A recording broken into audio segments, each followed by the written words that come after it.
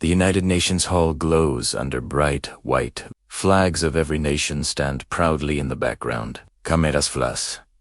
Reporters whisper.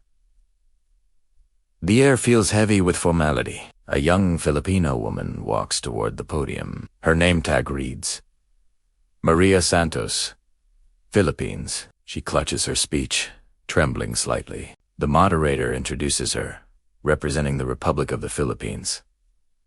Ms. Maria Santos' polite applause follows. She looks out at hundreds of world leaders. Her heart races, but her eyes are steady. She begins softly. Good morning. My name is Maria Santos.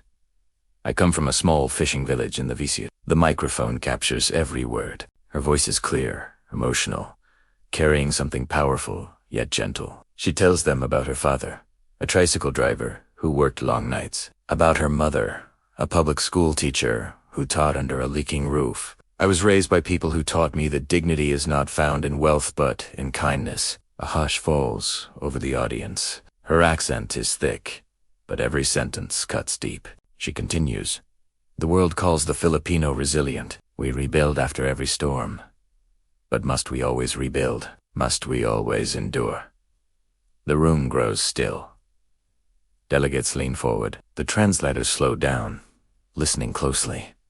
Her next words echo. You praise our smiles, but do you know the pain behind them? She tells stories, families who lose homes to floods, workers who leave their children to work overseas. My cousin is a nurse in London. She heals others, but her own heart aches to come home. A few diplomats exchange glances. Cameras zoom in. She isn't just giving a speech, she's speaking for millions. Maria's voice strengthens. We are called resilient because we survive. But I say the Filipino is not just a survivor. We are dreamers, builders, believers. Applause begins to rise, but she lifts her hand gently, signaling she's not done.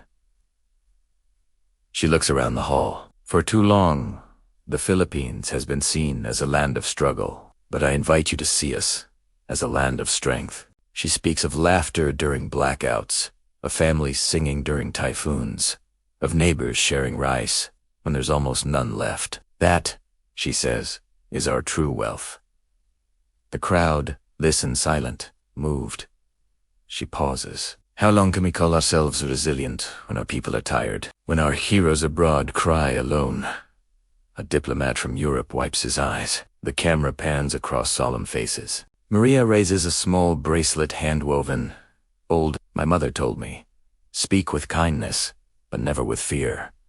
Her tone turns fierce. So today, I speak without fear for the fishermen who face rising seas, for the teachers who write on broken blackboards, for every Filipino who keeps this world running quietly. The hall is silent. Then, her final line soft, but shaking with emotion. We don't need the world to save us. We only ask the world to see us. A moment of pure silence follows, then applause. Loud, standing, echoing through the entire unchamber. Reporters rush to capture the moment. Flashbulbs burst like stars. Maria bows her head, overwhelmed. Across the Philippines, televisions replay her speech.